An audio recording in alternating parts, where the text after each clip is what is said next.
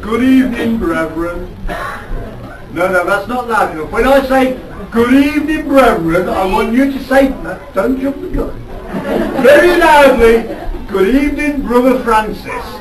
Good evening, brethren. Good evening, Brother Francis. Thank you. I won't be a moment.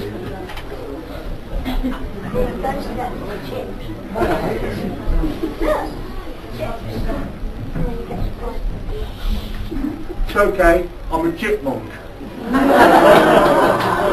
These are very easy to cook when you are a fat fryer.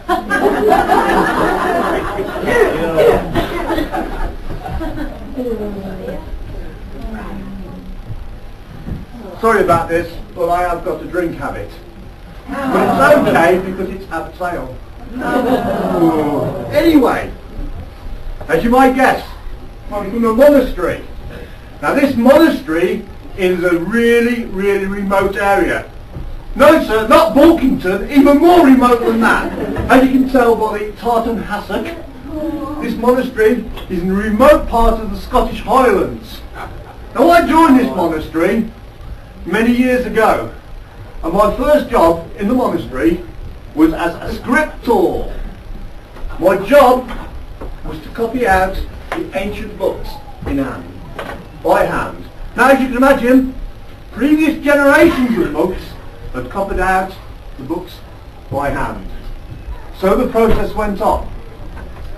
My first book I was copying, basically, was the Monk's Code. A bit like the Highway Code, but it's the Monk's Code. The way us monks live our lives. Well, I was writing away. Remember, I was a very, very young monk. Now, and then I had a thought. I am copying the works of a previous monk. Who's copied the works of a monk before him? Going back 50 years.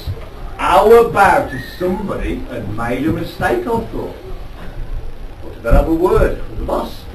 So I called the senior brother in. I said, senior brother, has it ever occurred that I may be copying this and there may be an error? And he said, I haven't thought of that. I shall have to go to Father Abbott. So we went to Father Abbott. He said, Brother Francis here has a point to make. I said, Father Abbott, most reverend father, said, I may be copying somebody else's mistakes. Father Abbott said, I have never thought of that.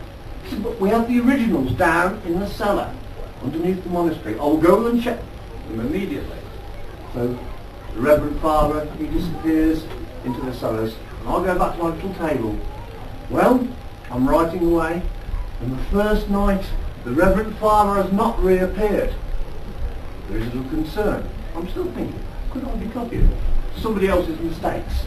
The second night, and the candle was burning low, and the Reverend Father had still not appeared. He was nowhere to be seen.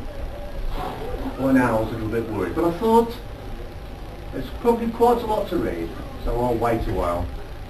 On the third night, when the Reverend Father hadn't appeared, I called the senior brother in again. Senior brother, has it occurred to you that the Reverend Father has not returned to us to tell me whether I'm copying mistakes or not?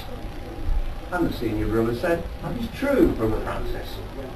So, we went down the old rickety staircase into the cellar, into the bowels of the monastery, walking along dark corridors that were very rarely trodden by any monks.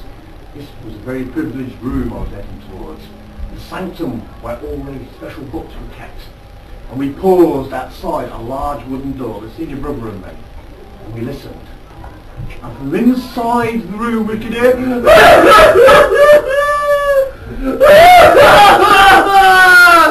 I said, senior brother, I think the Reverend Father is in some distress.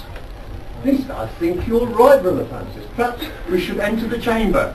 So we entered the chamber, and there was the Reverend Father. This Reverend Father, what's the matter? He goes, the word was celebrate! Good evening, brother.